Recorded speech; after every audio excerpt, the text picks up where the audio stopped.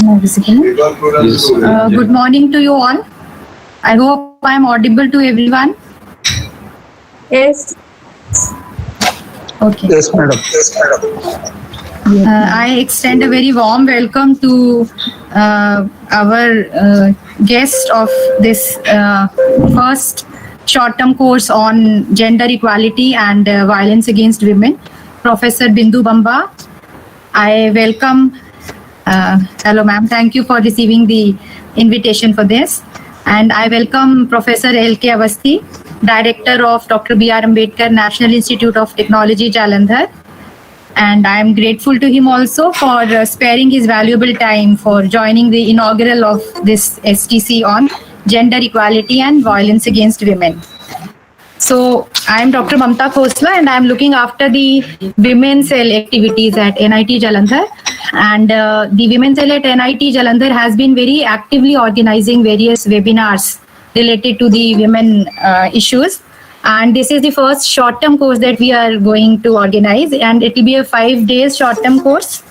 And we'll have different topics on each day being covered by renowned women in the domains of technology, as well as the women who are specifically devoting time to women's development and growth. And I would like to state that gender bias is an issue of human rights, and women's represent half of the population and therefore half of the potential also.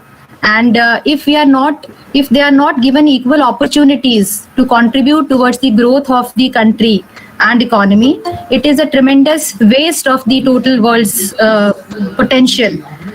Right. So, and the gender bias also devalues the society. And when we deny equal rights to human, we deny half of the population a chance to live life at its fullest. And moreover, it's a proven fact that if we live in a gender equal world, it will always spur productivity and economic growth of the nation. But unfortunately, there is still a very long way to go to achieve full equality of rights. And maybe that is the reason that we still need to organize such short-term courses and webinars on this issue, so as to sensitize the masses about this highly sensitive issue. And with these words, first of all, I would like to briefly tell about the speaker of today's talk. We have with us Professor Bindu A. Bamba, and she is a professor at University of Hyderabad. And she was born at Amritsar, and she did her schooling in Columbus, Ohio, USA, and also at Chandigarh. And she graduated from Punjab University, Chandigarh in physics, and she participated in the National Science Foundation ROS program in mathematics as a counselor. And she has various publications in the domain of physics, also in the domain of mathematics. She has won various awards, and apart from her contribution to science and technology, she has various contributions. She has written articles and given seminars to women's study groups also, both in India as well as in abroad, to devise methods of inducting and training women to assume leadership roles in the physical sciences. And she has also some published work on this topic, that is women in physical sciences. Professor Bamba also has started undergraduate courses on scientific methodology and given lectures to school students on the importance of scientific thinking in all spheres of life. So, with these words, I thank Professor Bamba for joining us and for agreeing to deliver a lecture in this short-term course. And I would like to invite our worthy director, Professor L.K. Avasthi, to please inaugurate this event and state a few words, encouraging all the participants and the organizers also. Professor L.K. Good afternoon. Greetings from NIT Jalandhar. Professor Bindu Bamaji, our esteemed guest, Dr. Mamta. Then we have Dr. Geeta Pratap, Dr. Indu, Dr. Damanjit Kaur, Dr. Harleen, and all connected participants. I would like to congratulate the Women Cell at NIT Jalandhar for taking this initiative to have a 5 days course on gender equality and violence against women during COVID-19. Good morning. My madam was, or as I experienced as a child, the woman is the first teacher. So my mother taught me at a very tender age the things which I carry with me. So if something has to change, this change has to come from the women. All the women together need to change the brought up system of our country, and then I think there is no stopping. I strongly believe that women are as good as men, and I also have my personal feeling that women are not as strong as gents, but they have something extra because they are inherited with their job of multiplexing. They are a scientist, an engineer in the job fair. They at a home, they are a caring mother, caring wife, and whatnot. Caring mother. Every role they can play very nicely. So I think the women's they need to look into, and the value system of the country has to be re-put in place. And the new education policy, to certain extent, promise that we will be in a position to re-establish the culture of our old ancient culture of our country. Probably the things will change and we'll have a better India. With this word, I congratulate the organizers and giving me opportunities to talk to all of you. Thank you. Jai Hind, Jai Bharat. Thank you very much, sir, for your profound views on the topic. Though the sensitivity of the topic we all understand, and we are glad that you shared your views on the topic with us. Now we would like to invite our worthy registrar, sir, to say a few words on the topic and motivate all the organizers. Thank you. We'll wait momentarily for registrar sir, Dr. R.K. Mishra, to join. He's online.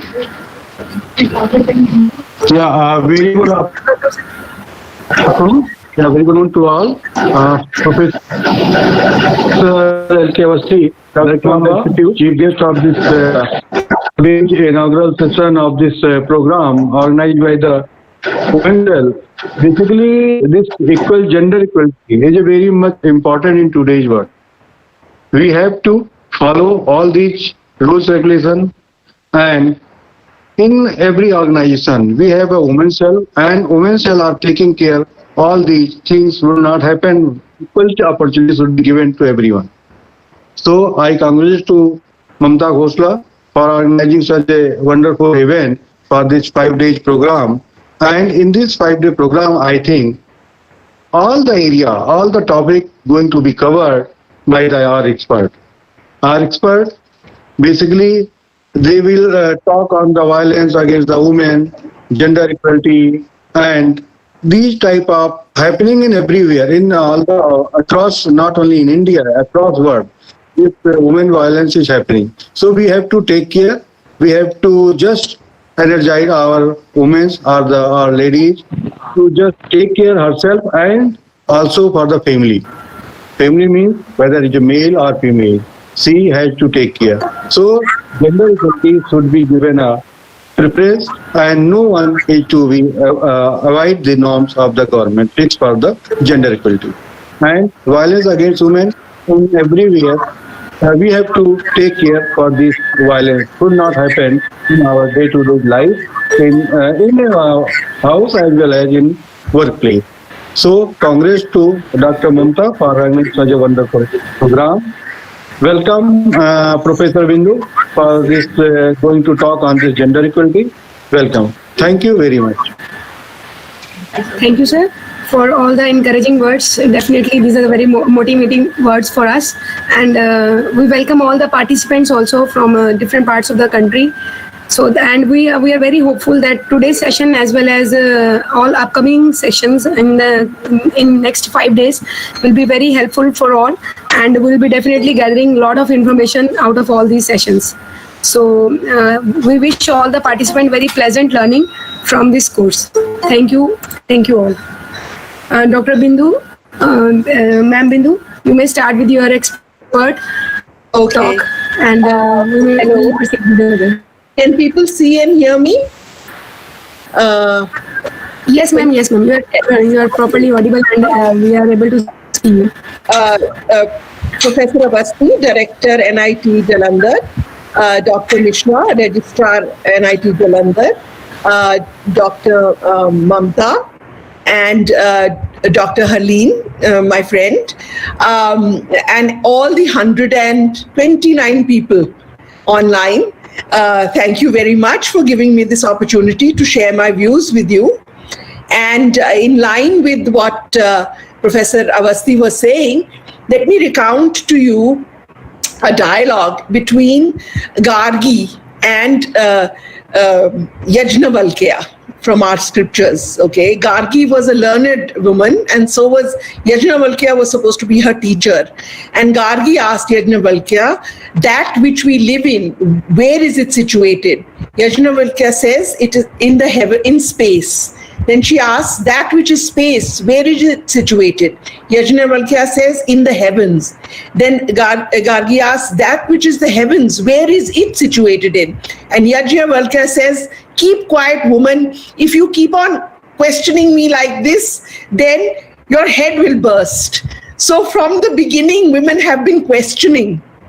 And this is an example of Yajnavalkya was not able to answer her. So instead of taking the onus that I don't know, instead he said, your head will burst. But I say to all the women who are attending, please awaken the Gargi in you. Please continue questioning. Never take anything for granted. Please continue increasing your knowledge, even if the answers are not there from the people you know. Please look elsewhere for answers, but awaken the Gargi in you. So that is my opening thought. Now I will start my talk. I have to share my screen.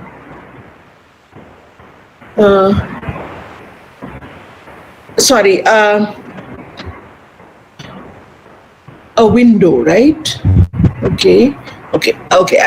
So I share this window. Okay, so I'm going to talk about gender equality in COVID times. So when we first heard of the fact that there was this pandemic around the beginning of March, like in all situations of crisis, we had five different approaches to the system. First, we said denial. ये हो ही नहीं सकता. Then after some time, when it began कि ये हो गया है, then we felt anger. ये क्या हुआ? And we started cursing China and other things. Then we started bargaining with ourselves. Oh, if COVID finishes, then I will behave. Then after that, we suffered depression. Oh, what will we do? It's been 4 months already. And by the time the 5th month was there, we had acceptance. Chalo, new normal aa gaya, let's make the best of it. So that's what we're doing right now. We're trying to make the best of the new normal in as good a way as we can. Unfortunately, the new normal hasn't been so good for many people. It has been good for some people because they have been introspecting, but for other people, it has been a hell.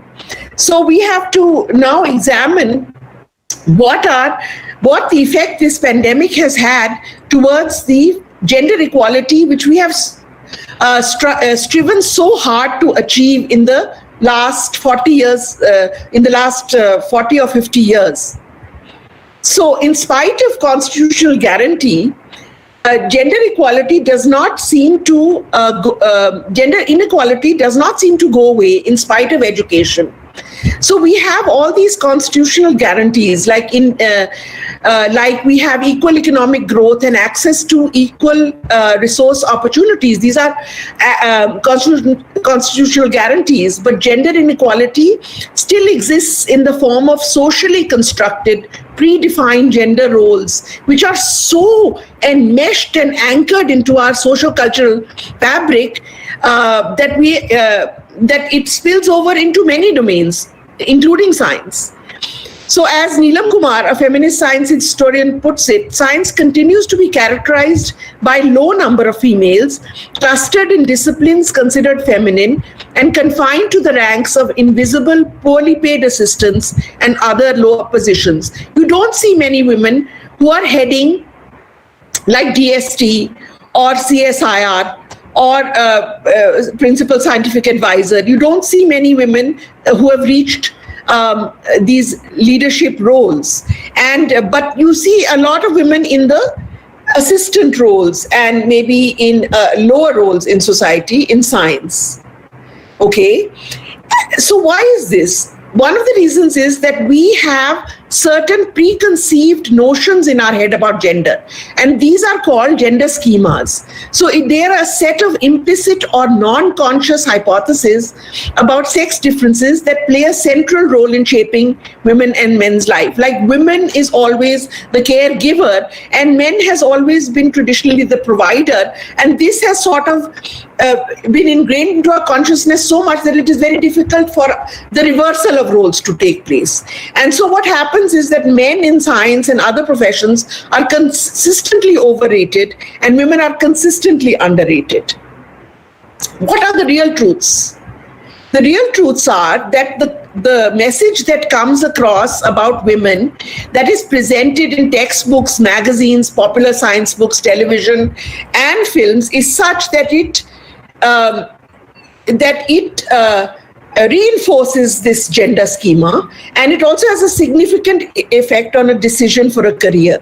So the men and women who teach girls, advise and hire them, they are also absorbing the same ideas. They are also part of society. So they also have a preconception of what a woman should do, what a woman should be, whether a woman can be successful or not. They also have some preconceived idea about the role that a woman plays in society, and a role that a man plays in society. So these gender schemas are inherently absorbed in us.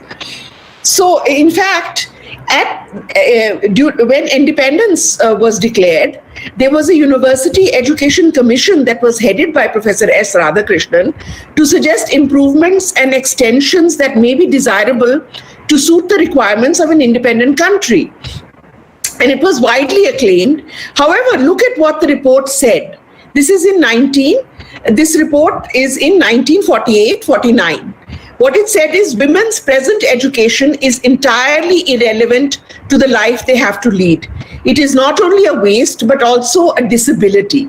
The present system of women's education, based as it is on man's needs, does not in any way make them fit for coping with the problems of daily life. The modern educated woman is neither happy, nor contented, nor socially useful. She is a misfit in life. She is a highly suppressed and needs opportunity for self-expression. Therefore, the new education policy must remove all this, and it must provide this opportunity for a woman to have an education independent of men's needs, and education which makes her able to cope with all the problems of daily life, an education that makes her happy, an education that makes her useful, an education that makes her contented. And that was the aim of independent India's vision of women's education as reported in the University Education Commission report of the Government of India in 1948-1949. However, we are not there yet. We are not, the modern educated woman, Indian woman is still not happy, is still not contented, and is still a bit of a misfit. We really have a long way to go. But we have reached some places, because in the pandemic, the two major faces of women, the two major faces of the pandemic, and the people who are solutions of the pandemic, both of them are women. We have Gagandeep Kaur and we have Soumya Swaminathan. Gagandeep Kaur is an immunologist of great fame, the first Indian woman to be elected Fellow of the Royal Society, the first director of the World Health Organization, Soumya Swaminathan. Both of them are the faces of the possible vaccine of the pandemic in our era. They are the faces that guide us, and both of them are women. But there's another face. This is the face of women in the pandemic also. Women who are migrants, women who are suffering, who have to walk miles and miles to reach safety, women who are subject of violence, women who are struggling. So while on the other hand we have women like this, we also have two women like this. Okay, so we have, and there is a big gulf between them and them. Okay, and it is these women, all the women, that we must have to address, all the faces of Eve. So what has become very prominent during the pandemic is are matters of equity and diversity, of surveillance and consent, of identity and confidentiality, of the gulf between the rich and the poor, and the economic divide. All of these, which were shoved under the carpet and not thought of, have become blaring sores now on our environment, and we are forced to think of these. We are forced to think of equity. We are forced to think of the economic divide. We are forced to think of our identity and surveillance through social media. We have been forced to think of all these matters which up to now we ignored. Okay, so what is the impact of pandemics on women in particular? So the social and economic impacts of COVID-19 fall harder on women than on men, and we need to gather data and target policy to keep all citizens equally safe, sheltered, and secure. So this is actually a scientist's job, and more and more scientists should be involved in doing things like this, in data management and data collection, because scientists have a particular way of thinking which is amenable to solutions. So this is not limited to the economic backward. Educated working women also bear the brunt. And why is that so? The reason is that, as I said, traditionally women are supposed to look after the home and children. Even working women who had got some solace because they had nurseries and daycare centers and schools and creches, so and they were able, or extended families, so they were able to work in peace. But now that the pandemic has come, our social constructs have changed, so that we've gone back to our traditional roles. Women work, even though women are working from home, the duty and responsibility that was considered a woman's role has been put right back into place. Household chores, child management, homeschooling have become the working woman's responsibility again. And women are affected more than men by the social and economic effects of infectious disease outbreaks, because they have to look after everybody. They bear the brunt of care responsibilities as schools close and family members fall ill, and they are at greater risk of domestic violence, as they are disproportionately disadvantaged by reduced access to sexual and reproductive health services, which have closed in the pandemic. So we are reverting back to our traditional roles. There is also economic insecurity, because women are more likely than men to have fewer hours of employed work and be on an insecure or 0-hour contract. They are more affected. Their jobs are expendable in times of economic stability. Their jobs are the first to go. So let us take a case history of some of my colleagues who are younger than me. I am beyond childbearing age, or my children are big, so I don't have many of these problems. But for my younger married female colleagues, the gender divide has become very, very wide.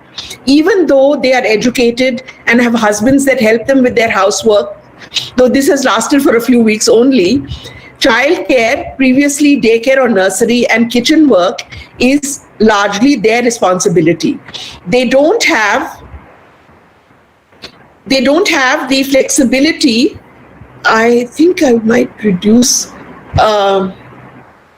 Is there any way in which my face, I can see your faces and the screen?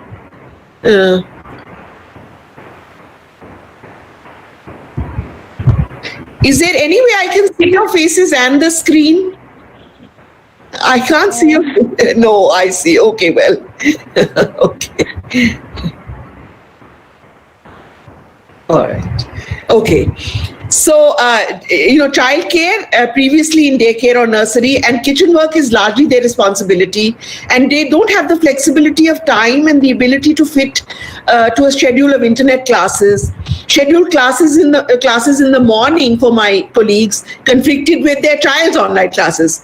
So they ration their time and are exhausted by the time they have international collaboration meetings or conferences. This is definitely sapping their productivity. I took an 8-hour shift at Fermilab and handed over charge to a young scientist who had to nurse her baby while doing the shift. So constantly under pressure, even highly qualified women are suffering through this time of COVID because they are women. So whenever women's socioeconomic security is upended, it always leads to a surge of domestic violence, even suicide. The three priorities of women's The three priorities of women's agencies, such as the National Commission of Women, are that for women should be to tackle domestic violence, to ensure access to sexual and reproductive health services, and to support women's livelihood. So the National Commission of Women has made it their mandate to support these three things: tackle domestic violence, ensure access to sexual and reproductive health services, and support women's livelihood. So here is the report of the National Commission of Women, which recognizes this problem.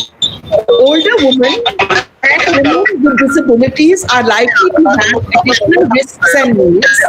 Women who are displaced, migrants, and living in affected areas are particularly. Somebody should mute their. Hello. Somebody should mute. Excuse me. Can somebody mute their?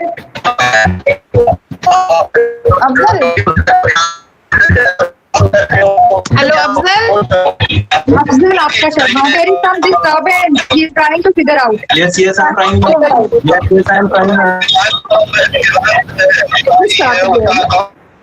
The report on the National Commission of Women states that older women and women with disabilities are likely to have additional risks and needs. Women who are displaced, migrants, and living in conflict-affected areas are particularly vulnerable to the pandemic. When both men and women are employed, domestic violence fall as there is no interaction between them. But under lockdown, this, and women are left without access to the outside world. Research also suggests that violence is a way for the man to assert masculinity. The idea of hunter-gatherer. The constant current atmosphere of fear, uncertainty, food insecurity, and unemployment creates feelings of inadequacy in men, and they take it out as violence against the person nearest to them, which is their wife. All these factors are likely to increase violence against women during epidemics and pandemics. And they worsen home, and women become the victims of those deaths. The lack of access to men, you can't go in hospital because you're under lockdown. Support organizations are not there. Family is away from you. Disruption of livelihood is there. Ability to earn a living decreases, and therefore all these things have a potential to exacerbate violence. So informal network, there is a need to take proactive steps to reduce the effect of violence against women. So one of the ways is, we always make fun of these WhatsApp groups, emails, etc. It is a way of disclosure. So you can always have a support group on WhatsApp in which you can talk to somebody about your problem, and then they can be of some solace to you, and they can be of some relief to you, and even make a complaint on your behalf. There is a need for increase in temporary operations for existing violence prevention, like response hotline and outreach centers, which have COVID distancing and social distancing, and awareness of services through routine news and advocacy efforts. In fact, there is an organization that a group of young women formed, and it's called Sheroes, like heroes, but with an S in front. And it is a domestic violence helpline. And it is a community of 2 million women who provide help. It's an app one can download. One is a victim of any harassment or violence, and it is developed by a group of female IT professionals. It advertises itself as Sheroes, which is the useful and safest social networking app made exclusively for women. The Sheroes app is your safe place, that's what it says, safe space to open up, be yourself and grow. Your space on the internet where no one will judge you or shame you for expressing yourself. So there have been women who have been coming together to find a solution. And these are the women. Look at them. They're very young women. Okay, and there's an open source Angular meetup that takes place. It's going to take place on that took place, and the brain behind it was a young woman called Miss Vartika Shukla. And so these are women in tech helping people. These are all coders who have designed this application that helps women to express themselves and to find help when they are in problems. It's called Sheroes, so have a look at it. As always, one sees, science always helps. Health providers are trained to be aware of the risks and health consequences of violence against women. They can help women who disclose, offering first line and online help call support. And you can do this through Sheroes also. The use of, there is mHealth and telemedicine in safely dealing with violence against women also needs to be explored. Health facilities can identify and provide information available. They can also provide local shelters, rape crisis centers, and counseling, including opening hours and contact details. And all of them actually can be obtained on apps like this, like Sheroes, and on mHealth and telemedicine. More mobile apps to report violence and to help women be counseled need to be developed. Only a minority of governments collect and share basic disaggregated sex and gender data on the case of infectious disease. India happens to be not one of them, but WHO does.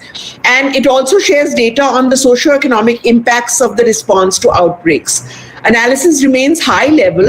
And so there is all this data available, and it would be good if somebody takes a project to look at this data and examine it from the gendered lens. But sometimes miracles happen to strengthen our cause of gender equality. It is not all bad for women. Sometimes in this whole gloom, your inner strength and your perseverance can make you strong, can make you rise, and miracles happen and good things happen also during pandemics. So let me read this beautiful poem by Maya Angelou, which says, "Still I rise. You may write me down in history with your bitter, twisted lies. You may trod me in the very dirt, but still like dust I'll rise. Did you want to see me broken? You may shoot me with your words. You may cut me with your eyes. You may kill me with your hatefulness. but still like air I rise. Out of the huts of history's shame I rise. Up from the past that rooted in pain I rise. Welling and swelling I bear in the tide, leaving nights of terror and fear I rise. Into the daybreak that's wondrously clear I rise. So you can bend but never break, women. They always rise. And so we had some examples of some women who rose and gave us hope through this pandemic. One of them is the 2020 Nobel Prize winner of physics, Andrea Ghez, who worked to discover how black holes evolve and how giant black holes in our universe form. And then we had Professor Emmanuel Charpentier and Professor Jennifer Doudna, who won the Nobel Prize in chemistry for their work on how to cut genes. Okay, and this is the first time two women have won the prize together. Okay, and in just before the epidemic, we released the Hyderabad Charter for Gender Equity in Physics, which was the result of a conference we had in Hyderabad called Pressing for Progress. It was a conference to promote gender equity in physics, and we had the DST secretary inaugurate the conference, and also the advisor to the Prime Minister of Science, Vijay Raghavan. They and Ashutosh Sharma, they inaugurated the conference. And then we had many workshops to promote gender equity. We had talks by the first Bhatnagar awardee, who's a woman in physics, and other very, very eminent women physicists. And in the end, we came up with a charter to promote gender equity, which we have distributed to all the organizations of the country, all the decision-making organizations, and it works on the fundamental principle that people of all gender have equal potential to excel. This is about physics, but it applies to science in general. To excel in all aspects of physics practice, utilizing the talents of all is essential for physics or science. Wherever there's physics, I'll read science enterprise to achieve its full potential. Gender disparity in science is due to both patriarchy in a wider society and gender bias within the enterprise. Time alone will not achieve gender equality. Therefore, conscious action is essential. Closing the quantitative gender gaps at all levels of science practice is a necessary step to achieve equality. The culture of science also needs to transform in order to make all talent feel welcome, be acknowledged and used. The practice of science is a social activity, and addressing its gender bias requires insights from social sciences. So interventions and strategies must be such that do not endorse societal patriarchy.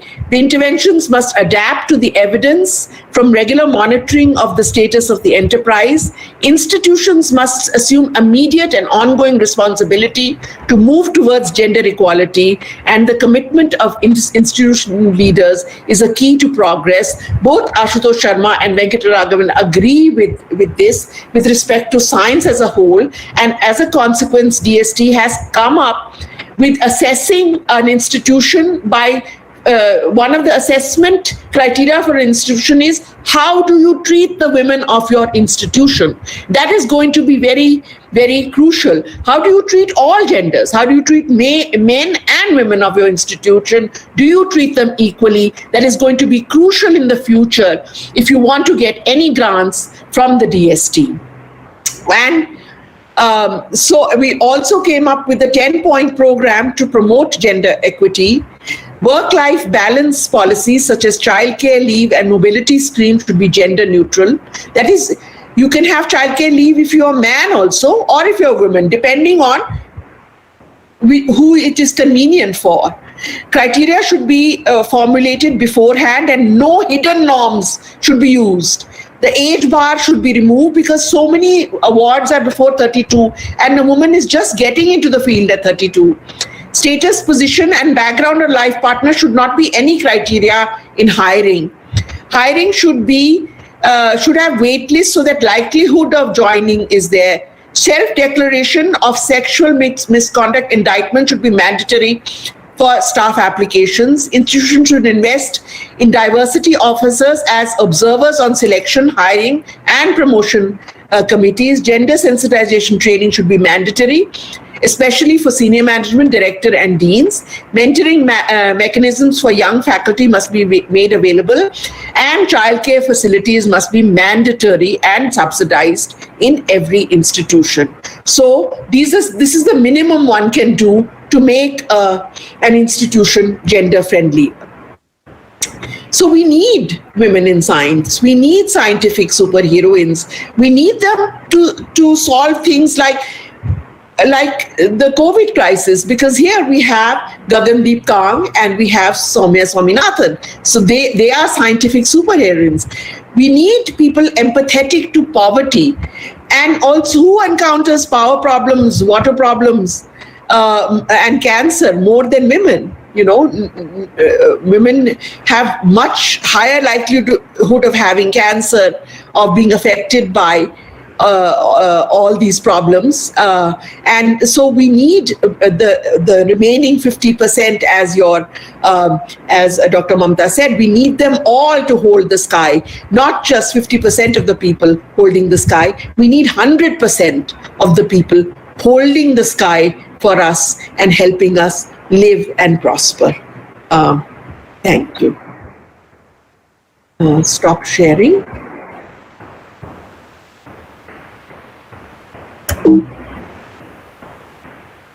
I'm sorry, I'm trying to stop share. It is okay, Bindu. I think it's... so that you can, okay, click to Yeah. end. That's right. And can you see me at all? Yes. Oh, you can, because I cannot see you. That's the problem. So should probably, for some reason, I don't know why. Have you stopped presenting or? Yeah, I stopped presenting. Maybe if I close this window? No. Yeah. You can try. I mean, you can reconnect if there is some problem. Okay, I can see you now. All right. Okay. Fine. Okay, good. So now I'm open for any discussion, questions, anything.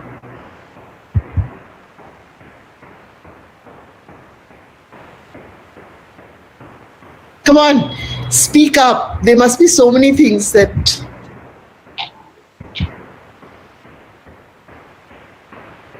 Yeah, I think there are many questions in the chat box. Okay, let me put... so what do I do? Turn on captions or what? No. Chat box. Okay, yeah, okay, I found the chat box. I'm used to Zoom. Do we need to fill attendance for this session? I don't know. No, these participants are... It's fine, ma'am. Thank you, ma'am. Thank you. Wonderful session, ma'am. There is one thing, from Amandeep Kaur Dhingra, I think 4 out of 10 women lost their jobs in India due to pandemic. Oh. And 17 million women, they're expendable.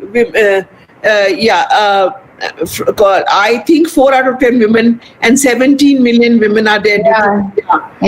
Yeah. So you know what? I really think that there should be like compensation. Like we don't have a proper social security system. So I think for women especially, there should be some sort of a minimal wage that should be given as social security, because like so many women like work as housemaids in people's houses, and now they're not being let into the house, and they're the main, and they're not recorded on any unemployment site or anything like that.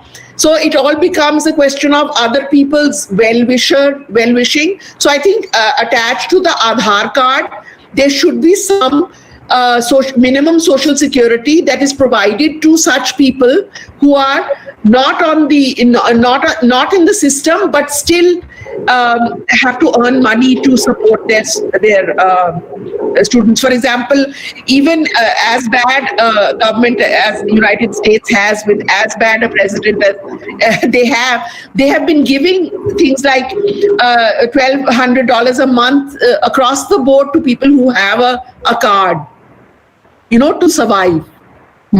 So I think that the National Commission for Women should look into having such a scheme for women in non-formal sectors. Because they really lose a lot because they're not recorded. Even men in non-formal sectors, non-formal sectors in our country have no way of earning money during such a pandemic because they're not registered on the working record. So with the it should be attached to the Aadhaar card. Yeah. And here it says, why do you think in India women education parameters are high? Yeah. Participation is low. It's called the glass ceiling factor, really. Often education is not a means to get a job, but a means to get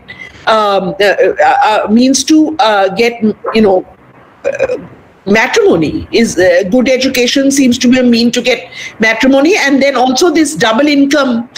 When you are in, if you want to stay together as a family, it is usually the woman who sacrifices and goes into a job which is not commensurate with her education. So it is always that way. But if it is such that you had a policy that you could give both husband and wife jobs, which is not done in India because people think, it's nepotism. But what to do when a lot of people, the husbands and wife are exactly in the same field? Then how do they get a job in the same place? And how do they keep the family together? So one person will have to go for a lesser job.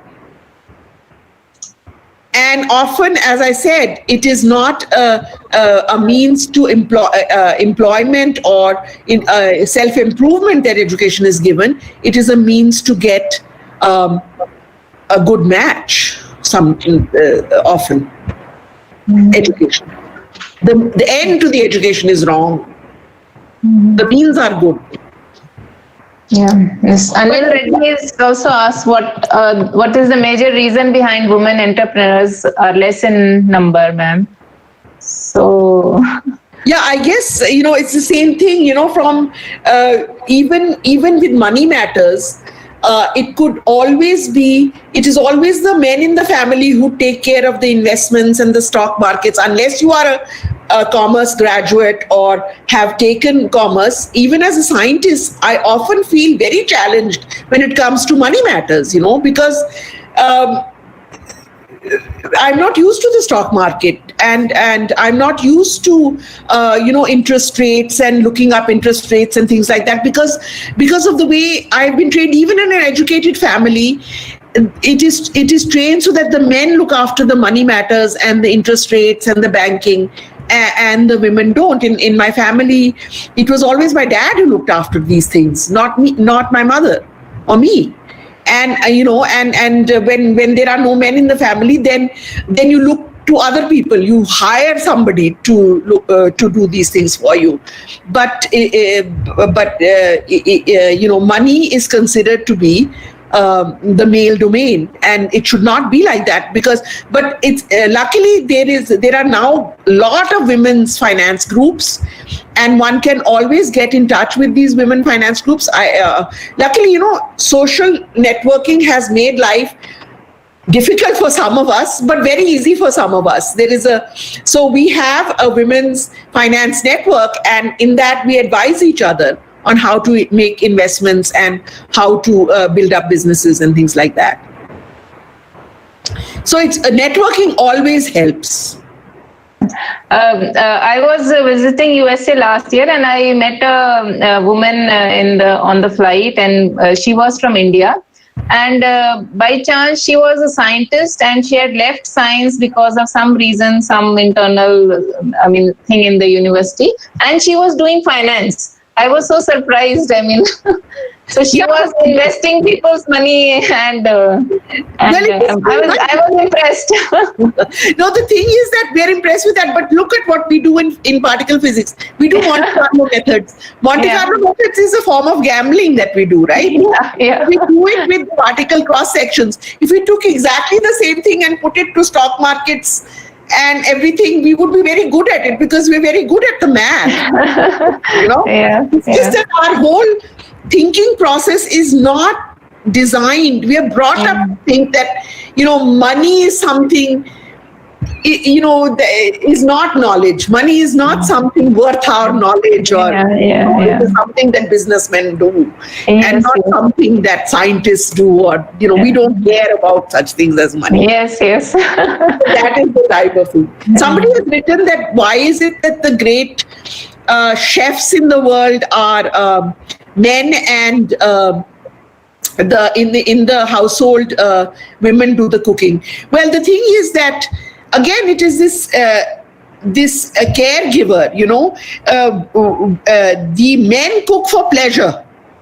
Okay, they don't cook to feed the family. They're not the nurturers. Okay, but so they cultivate food as something that gives them pleasure.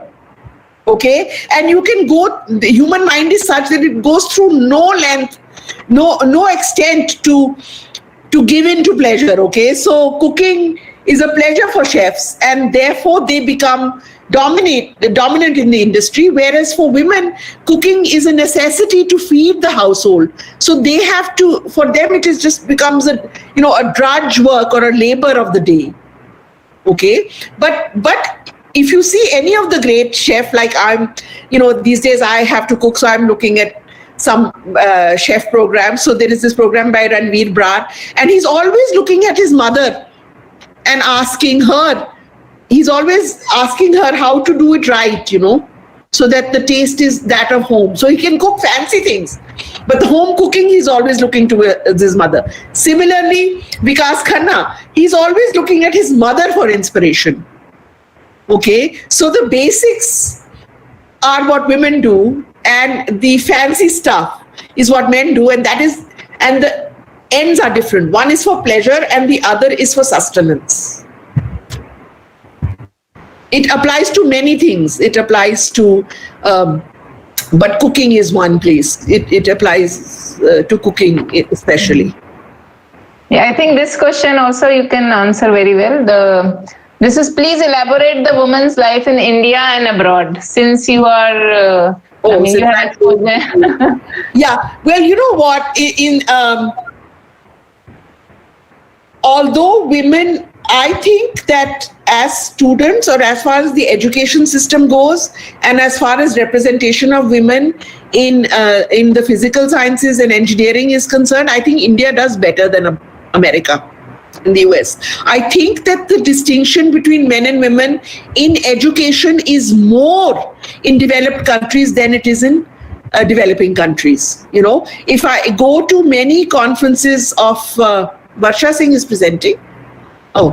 If I go to many conferences on women in science, I find that there's a lot more representation of women from Asia and Africa in leading positions than women from, say, Germany or Norway or even the United States. So even though there are, one would think that there was less oppression against women in those societies.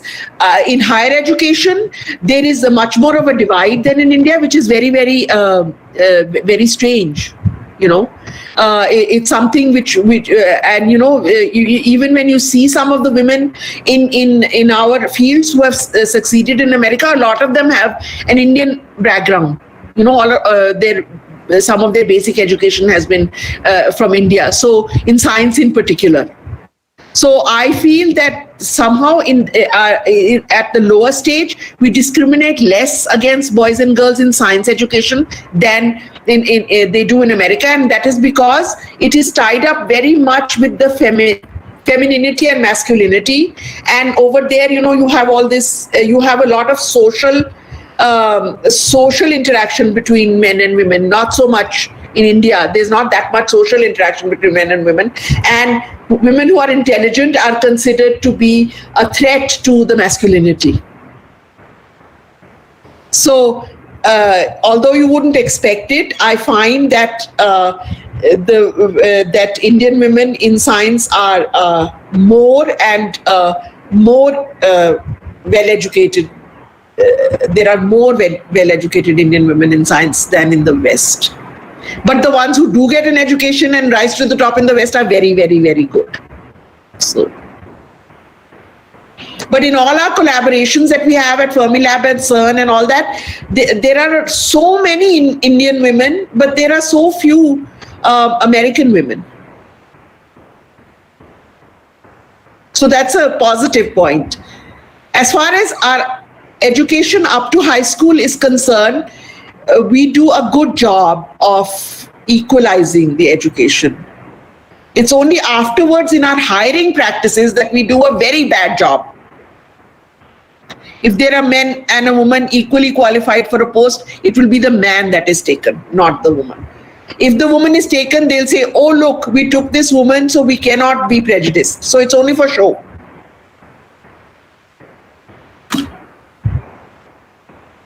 That's what happens.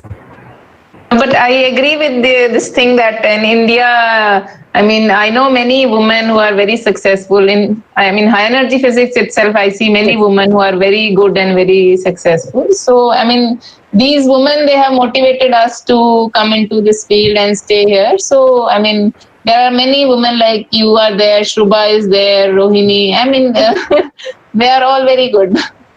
So, yeah, we have no, even in spite of the fact that we have so many women now, we don't have any special program that hires women. Whereas in America, they have diversity issues. They promote the hiring of women. Like if you are, hired in America, you can, they have, like we have a reservation for weaker sections. They have reservation for women and still they don't have enough women. Whereas we have no reservation for women and still we have women doing very well in the field. So I think in some ways we are actually better than they are as regards to, because we realize, I think, that for development we need science, and most of us, when we are educated, we realize that our country does need more scientists. Because until we have more scientists, our problems cannot be tackled. My only problem with scientists in this country are that they leave their science in the office. You know, when it is in the office, then they have the scientific method, and when they are home, sometimes they consult astrologers and they do all sorts of havans and pujas and this and that and the other. So where is their science then? You know. So if you're a scientist, you have to be a scientist. It's a way of thinking. It's not just a job. Yeah. So yeah, it was a very good session, Bindu, and it's like always, we always get to learn from you. So you have been a great motivation for many women in our country. So it was great to have you. Yeah. Thank you so much. Thank you so much. Good luck to your Center for Women's Studies. We have a center, and I'm a joint professor in that center, and I hope you do more work on encouraging women to do science and entrepreneurs. Actually, these days, IT and entrepreneurship, like those group of girls got together and made an app. I think that's great. I think groups of girls should get together and make apps, you know. That's a great thing to do. And boys, everybody get together. No, I mean, at NIT, we have a very good platform, and we have never experienced this kind of prejudice like between women and men. So we are given equal rights and maybe sometimes more. So we are very happy here, but I think many places there are some problems. So So in any case, you should use your expertise to transfer it to other places. Yes. Yeah. Okay. Thank you, Bindu. Thank you so much. Thank you, and have a nice lunch. Yeah. Bye. Thank you so much. Bye.